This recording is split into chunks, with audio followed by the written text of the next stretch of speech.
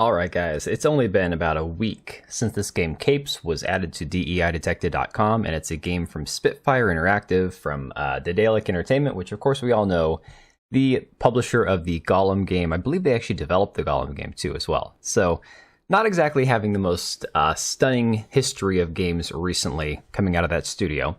And of course this game Capes was added to DEI Detected about a week ago, and this game Capes honestly looks really boring. Looks like the kind of showcase that a small studio, an indie developer, would put out there to say, hey look, we all want jobs at a bigger studio, look at what we did, we had inclusivity and representation in this game and a diverse cast, so hey, you should hire us, you should give us, a job at one of your studios. And the reason it was added to DEIDetected.com is because the involvement of Sweet Baby Inc., and you can see all their consultants listed here in the credits for the game, Chris Kindred, David Bedard, so on and so on. It's just, you get sick and tired of seeing this crap after a while, but this story has gotten even crazier, and we'll get into that in a minute. Just a quick word about the Kickstarter for The Hidden Emperor. This is a graphic novel from John Del Rose, and this is a fantastic series featuring a lot of your classic sci-fi elements. And of course, if you enjoy good comics, good graphic novels, and you want to stay away from Marvel and DC and all the crap that they've turned into, definitely check out the Kickstarter. It'll be linked down in the description below. So, Smash JT had an article talking about how Sweet Baby Inc. was caught destroying yet another game. Now, to be fair, this was an indie developer. This was not a big studio. This was not like some $200 million game. This was not exactly something where it's, Suicide Squad or Spider-Man 2 or one of these things where you have hundreds of millions of dollars of wasted money and spending and all this crap on these DEI initiatives. However, the developer, as he was listed at the time, Penta, came out and basically tried to and he tried to tell people this is not a big deal. Oh, this was no big deal. We didn't actually use their work, whatever. His statement said, "You're a little late, actually. We already had 3 months and 14 pages of constructive discussion about DEI in the forum and delivered a gameplay update focusing on exactly what the player base wanted, leading to 80% positive recent reviews." Now, the reality is this game is still sitting at mixed reviews on Steam, so these positive recent reviews, I think there's only like 30 of them.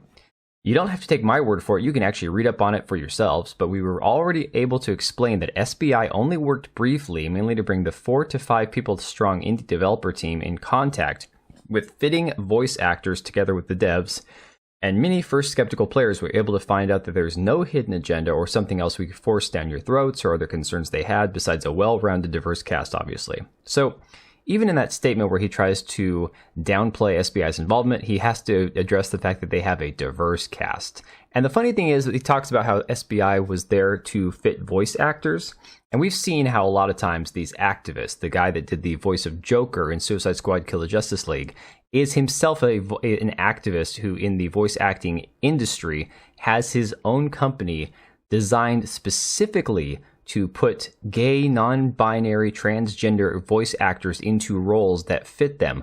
When the idea of voice actors, they're supposed to be able to take any role and play any character. Like, they're supposed to be the blank slate, if you will, where they can play whatever role they need to, and it has nothing to do with their own orientation or gender. He goes, so why don't we just focus on the more important question that the OP was mentioning already, is Capes fun? And this is exactly why I brought up positive reactions towards our recent update. Well, now he's released a statement that is basically trying to put out the even bigger fire that he's started by addressing this.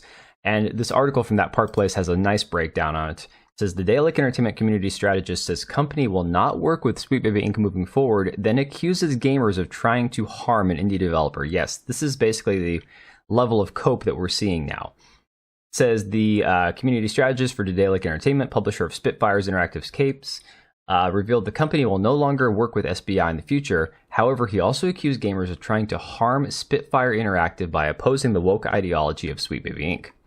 And of course, the article addresses the fact that it was brought to public attention when it was added to DEI Detected. And you can see that they have, again, 10 consultants listed here, right? 10 people. You go, why would this game need 10 consultants from Sweet Baby Inc.? Well, then he tries to downplay it by saying, essentially, there have been some questions coming up and some misconceptions being repeated that we would like to clear up. The developer said, first off, I'm not a developer at Spitfire Interactive, but community strategist over at the publisher. Steam just shows anyone with administrative access as a developer. So right off the bat, We don't know the intention of the developers. They haven't come out and spoken. This is a dude who's a community strategist over at the publisher of the game. So it's in his best interest that this game sells as many copies as possible. Why are 12 people listed when they didn't do more work on the game than connecting with voice actors? It's an industry norm that if you contract a company, you credit the whole company, or at least that they tell you they want who they want listed in your credits. If we really wanted to have to hide something, we wouldn't have put SBI in the credits at all, nor would we have already been talking in the Steam forums about it during the last 3 months after release. No, if you paid them and you had a contractual obligation to list them, you couldn't hide them in the credits. You had to put them in there, guys. Let's be honest. Why did you still work together with them after all they said?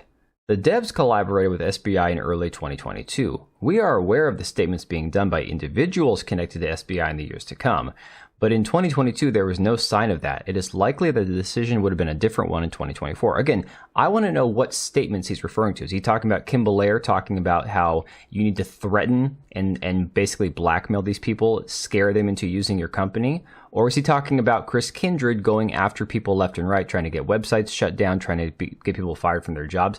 What statement is he talking about specifically?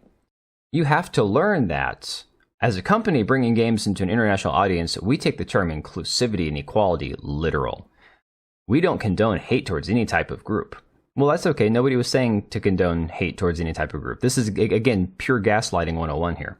This includes, among POC, LGBTQ+, and others, white male gamers as well. It is sad that we actually have to word it out. It should be a given that we are all gamers. First off, no, we're not. And that's not a gender or orientation group. There are plenty of activists in the industry and in the customer base who claim that they're gamers, who don't spend the money on the games, who don't actually give a shit about games. They just want to put their activism in it. So no, we are not all gamers. No matter who we are. If a diverse cast of heroes makes you not want to play capes, that's your decision. So again, right back to the accusing people of being racist. Has nothing to do with the fact that there's a diverse cast. It has to do with the fact that they worked with Sweet Baby Inc.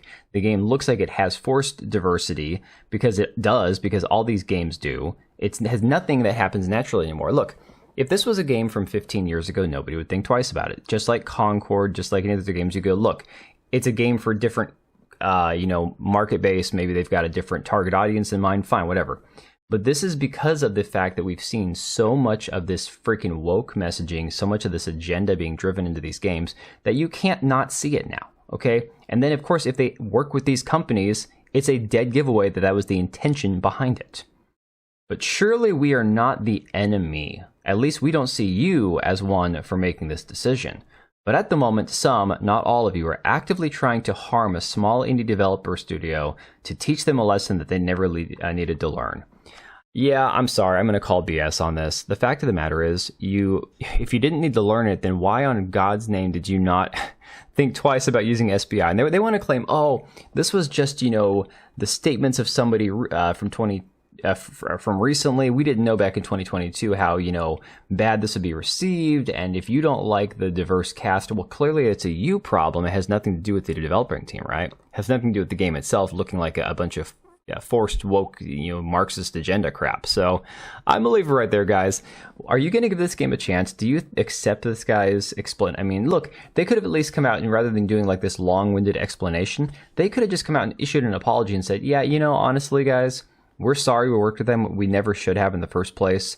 But that's not what he said. He didn't come out and say, oh, we're sorry we did this. This was a bad decision. He goes, moving forward, we probably wouldn't have done this, but who knows?